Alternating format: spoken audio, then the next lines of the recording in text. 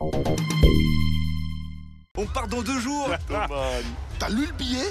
Svanto Vliko, on solde à vie. Merde.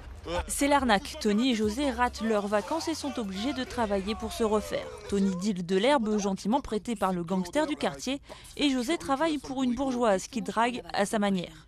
Tout aurait pu rouler sans la présence de policiers énervés, d'une maîtresse en furie et d'un juge coriace. Les Lascars, c'est la street life, au langage acéré de jeunes banlieusards. Depuis 2000, cette série d'animation fait un carton jusqu'à s'exporter aux États-Unis. Histoire de boucler la boucle, Albert Pereira Lazaro et Emmanuel Klotz lui offrent cette fois-ci un film d'animation.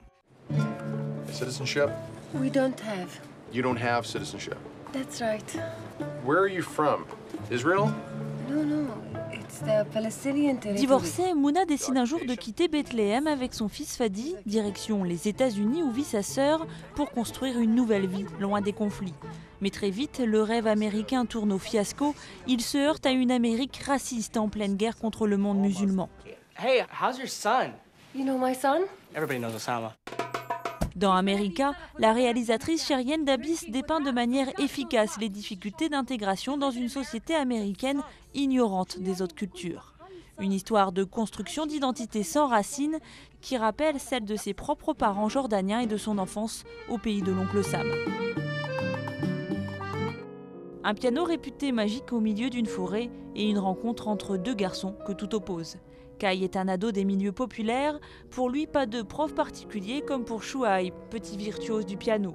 Pourtant Kai est le seul à pouvoir sortir des sons mélodieux de l'instrument magique. Les 2 garçons vont vite devenir inséparables jusqu'à l'inévitable confrontation musicale lors d'un concours. Dans Piano Forest de Masayuki Kojima, la musique tout comme le dessin donne une adaptation réussie à l'écran d'un célèbre manga japonais. Ella pues estuvo en el pueblo en la época muy dura. Con el terrorismo nació Fausta. La jeune Fausta n'a pas vécu les années de guerre qui ont déchiré le Pérou il y a plus de 20 ans. Pourtant, elle aussi est une victime des traumatismes familiaux indélébiles de sa mère, violée alors qu'elle était enceinte. Depuis, la jeune fille souffre du syndrome de la teta assustada.